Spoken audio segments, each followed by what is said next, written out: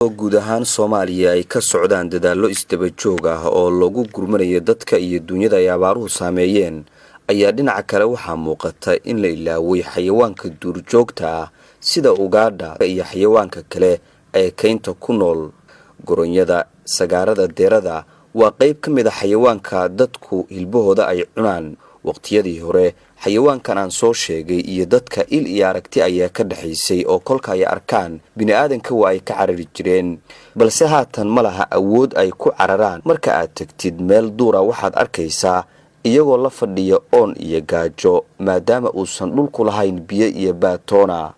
Samafalayaal iskaashanaya oo ay ka mid yihiin ururka gabdhaha Golnugaal, ardayda jaamacadda BSU iyo Maxamed Yuusuf Jaamac Tigey iyo maamulka degmada Boocame ee gobolka Sool ayaa booqday dooxooyinka u dhow Boocame halkaas oo ay ku nool yihiin duurjoog fara badan, waxaana ay biyo ugu shubeen boco dhulka lagu aasay oo loogu talagalay in xayawaankaasi ay cabaan. Arday halkan waxa maraysa ardaydii jaamacadda BSU sidoo kale waxa maraya ururkii haweenka gargaarayaasha ee Golnugaal, samafalayaashii dhalinyarada ah ee heeganka u ahaa inay ummadooda u samafalaan. Dhammaantayo waxaan u soconaa inaanu deegaanka ilaalino, inaanu duurjoogta ilaalino, inaanu quruxdii dalkeena ilaalino, inaanu mas'uuliyad iska saarno noolaha dhulkeena ku nool iyo deegaankeeniiba.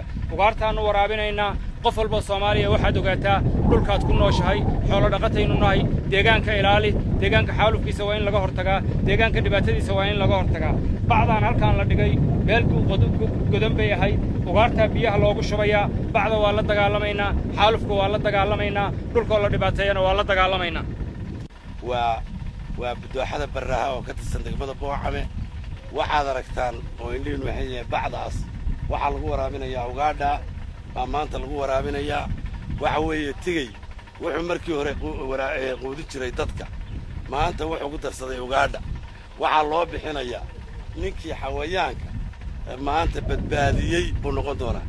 Doofaarka oo ah mid ka mid ah duurjoogta ayaa dadku ay u yaqaanaan xayawaan aan arxan loo samayn, balse haatan waxa anigu indhahayga saaray isagoo ilmo yaryar ay gacantooda wax ku siinayaan halka markii hore ay ka carari jireen. Oonka iyo haraadka badan ee abaarta Soomaaliya ka jirta ay keentay ayaa waxa ay walaalaysay xayawaan aan dabeecad iyo daaq wadaag horay u ahayn sida doofaarka iyo ariga. sida la iga sheekeeyay aniga, meelaha qaar waxa lagu arkay ari iyo doofaar dhulka wada unulfaya. qof kasta oo muslim ah ayaa mas'uuliyad ka saaran tahay in uu u naxariisto xayawaanka duurjoogta. Maxamed Soofaysane, raadiyaha iyo telefishinka dowlad goboleedka Jubbaland, Garowe.